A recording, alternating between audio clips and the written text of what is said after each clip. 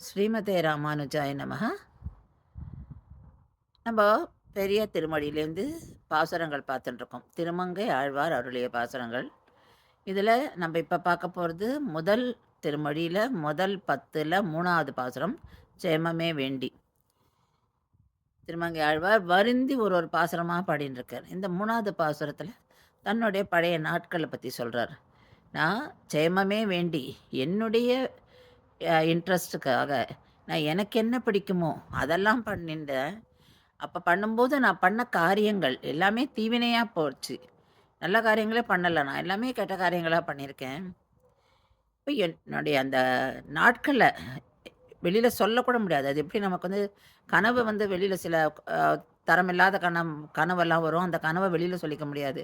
அந்த மாதிரினா என்னுடைய நாட்களை கூட நான் வந்து வெளியில் சொல்ல முடியாது. என்னுடைய கடந்த நாட்கள் அப்படி ஆயிடுத்தே, அதாவது பழுது போயின அப்படின்றாரு. எல்லாமே வீணாக போயிடுத்து. நான் வந்து நாட்கள் அப்படி வீணடிச்சிட்டேனே அப்படின்றாரு. அப்போ நான் வந்து இதுலேருந்தெல்லாம் நான் வெளியில் வரணும். அப்போ நான் பண்ண அந்த பாவங்கள் எல்லாம் வெளியில் வரணும். அதுக்கு ஒரே வழி, யார் யாரெல்லாம் பெருமாள்கிட்ட சரணடைஞ்சாலோ அவன் மனசுலலாம் அவன் வாழ்ந்துட்டு இருக்கான். அவன் ஒருத்தன் தான் நம்மளுடைய அந்த வாழ்க்கையை வந்து உன்னதமாக எடுத்துன்னு போக முடியும். அதாவது அப்லிஃப்ட்மெண்ட் கொடுக்க முடியும் அப்படின்னு சொல்லி அவர் வந்து வருந்தி பாடுறார் அவரை பற்றி. பாடிட்டு என்னுடைய பாவங்கள்லாம் எப்படி நான் கழிக்க முடியும் அப்படின்னா, அவனுடைய திருநாமத்தை உச்சரிப்பதன் மூலம்தான் அப்படின்னு சொல்லி, நான் கண்டு கொண்டேன் நாராயணா வென்னும் நாமம் அப்படின்னு சொல்லி சொல்கிறார். ஸோ அந்த நாமத்துக்கான மகிமை வந்து நமக்கு வந்து இந்த பாசுரத்தில் அப்படி புரியும். இப்படி அவர் பாடின இந்த பாசுரத்தை நம்ம டியூனில் எப்படி இருக்குன்னு சொல்லி கேட்கலாம், பார்க்கலாம். வாங்கோ கேட்போம், கேட்டு அனுபவிப்போம்.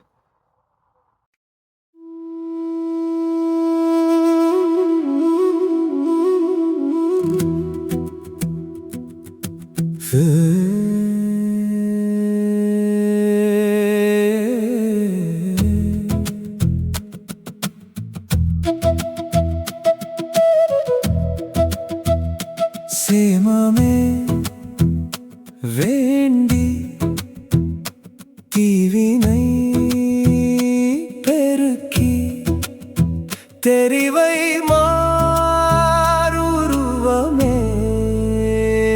மருவி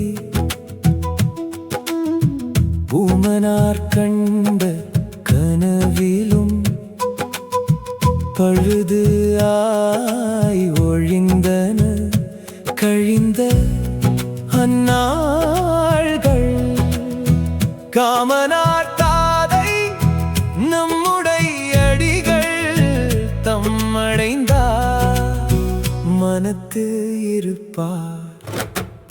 நாமம் நான் உயர் நான் கண்டு கொண்டேன் நாராயணா என்னும் நாமம் நாராயண